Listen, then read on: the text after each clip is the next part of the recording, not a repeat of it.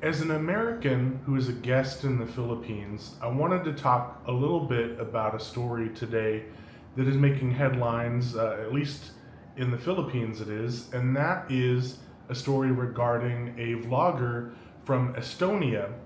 Now, his name is Siim Roosipuu, as best as I can tell. I'm reading the spelling, it's unfamiliar to me, so apologies if that's not pronounced correctly.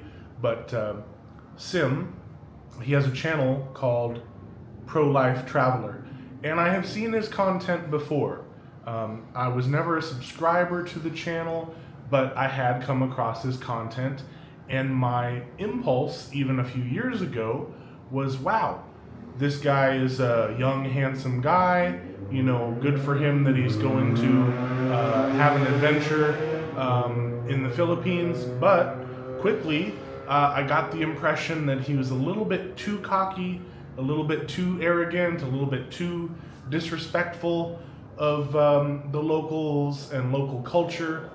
And I thought, boy, this is probably going to get him in trouble, whether it's in trouble with the law or just, you know, street justice where somebody beats him up or gives him trouble. I felt like I could sort of see this foreshadowing that he was going to have some difficulties if he kept up the same kind of attitude, the same kind of language he was using, his mannerisms. They just all seemed somewhat disrespectful to me. So he's being charged right now with a couple of things, and I'm going to share my understanding as best I can, not knowing much about Philippine law, but according to the internet, there's some child abuse allegations. I think that mainly has to do with him approaching young or teen girls and asking them questions about dating, things like that, things that are seen as fairly personal and probably inappropriate to discuss with a minor. Now, if you know better, and there's some other more serious allegation of him, you know, mistreating children or abusing children in a more serious way, feel free to comment. I'm not going to pretend like I know everything about this man or everything about the story. But that's immediately something that I noticed when I was watching the channel, is it seemed like, well, he's a little overly friendly, flirtatious, familiar with these girls that he's just barely met. I mean, they're strangers, and just asking them questions that seem a little bit provocative, maybe more provocative than necessary. That's, again, just my view of what I've seen, and I haven't seen all of his content. So I guess Dumaguete, the Dumaguete City Council, has declared him persona non grata on January 13th. And if that's a legal standing, I understand that as being sort of a like unfavored, undesirable person. But if that's an actual legal standing, that means that he's not welcome in Dumaguete or something like that, then so be it. Feel free to comment. I can certainly see why. With his behavior, his attitude, I could certainly see why. The additional accusations have to do with harassment, creating content that demeans Filipinos, racist remarks, filming women without their consent. So I want to comment on that for a moment. So yeah, I saw clips of a video recently where he was referring to locals as looking like monkeys, making monkey faces and sounds to describe the locals, and I can't think of any time that it's good or respectful in any culture to compare people to animals. And so, you know, it's a bad look, if nothing else. Very unwise, very immature behavior on his part, and filming people without their consent.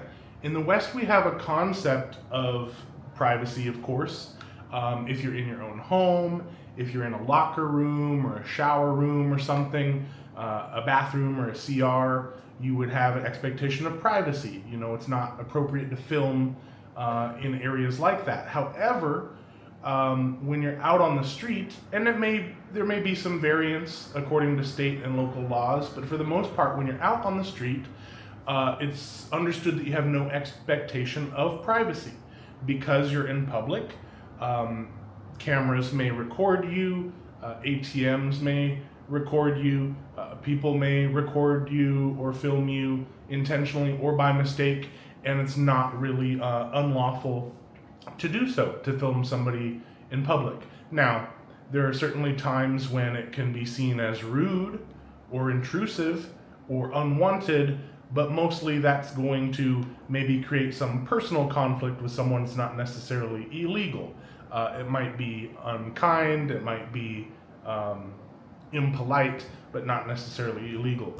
In the Philippines, there are some different privacy standards, and basically, people, if you want to film people in public, it's wise, I'm not an attorney, but it's wise to seek their permission, and especially if their face is going to appear clearly or be featured in the video, you'd want to have that person's permission, and I don't think he was doing that, and so that creates a whole nother problem.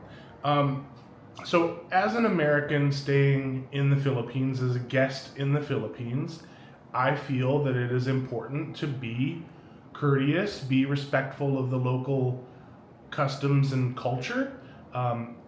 Naturally, you're gonna have things that you don't like. You may even disagree with a Filipino on occasion, but let that be handled according to its merits. If you disagree with a policy or practice, you could ask questions, you could raise your concern, you could say that you see it in a little bit different way. But to mock people as being beneath you or being like animals somehow, it's just I don't think there's any place for that. And so I think that it is an embarrassment for him personally. I think it's a little bit embarrassing to people that are visiting the Philippines or expats in the Philippines. I think it's pretty unfortunate. Now, he has another part of this story that I think is relevant is he has a Filipino wife and he has a small child.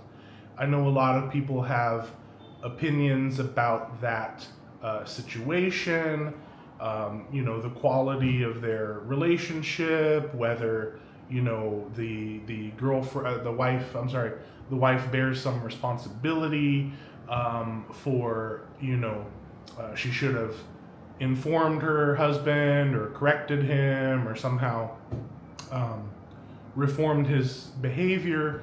And I just want to say that me personally, I don't know if that's fair. It makes me, whether this guy is a saint or not, it makes me a little bit sad to think that he might be separated from his wife and child. And to be fair, I think he does need some sort of punishment, some sort of correction.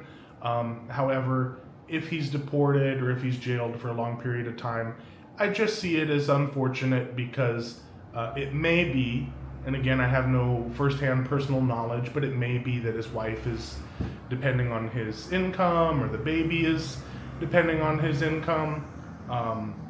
And so I hate to see other people harmed by his foolishness or his irresponsibility. So if you have any special insight, any strong opinion about these things, you're more than welcome to share them in the comments. But that's my understanding about this. My view about this is this guy from Estonia,